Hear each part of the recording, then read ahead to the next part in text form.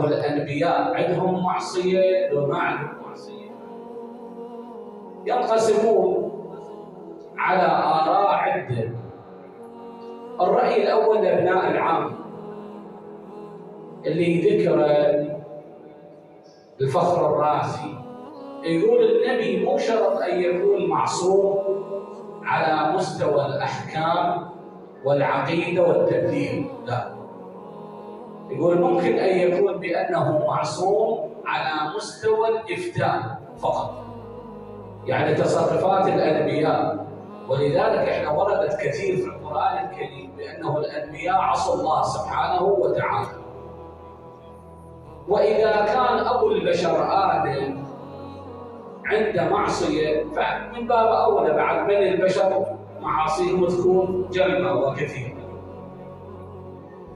الرأي الثاني يقول الأنبياء يعصون ولكن المعصية على مستوى العقيدة، هاي مصيبة. يعني هم الله سبحانه وتعالى يودي للناس بأنه يبلغ الناس أن يطيعوا الله سبحانه وتعالى وهو عاصي، وفاقد الشيء لا يعطي. زين.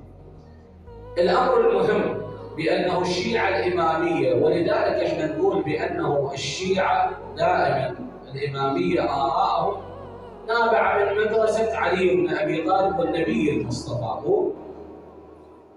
الشيعة الإمامية يقولون الأنبياء صلوات الله عليهم اللي الله أرسلهم إلى المعمورة 124,000 نبي ما عندهم أن يهموا بالمعصية أبداً، ما يعصون. زين، راح تواجهنا صريح الآية، ظاهر الآية القرآنية، فعصى آدم ربه فغوى أو فتاب عليه، والتوبة لابد أن تسبقها معصية. ونوجه هذا الرأي. زين، علماء الشيعة شو يقولون؟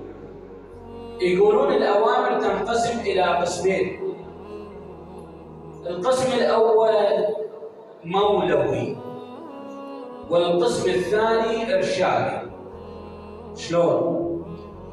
يقولون المولوي اللي يستلزم العقاب، مثلا الله سبحانه وتعالى على لسان لقمان الحكيم يقول يا بني أقم الصلاة، أو النبي صلى الله عليه وآله لما بلغ بإقامة الصلاة، هذا واجب، هذا تبليغ مولوي.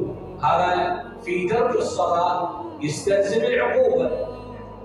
الأمر الإرشادي شلون؟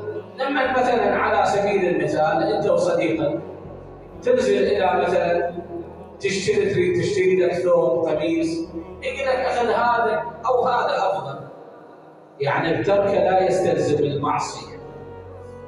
وهذا الرأي جدا راقي للشيعة الإمامية بأنه الأنبياء صلوات الله عليهم لا يعصون.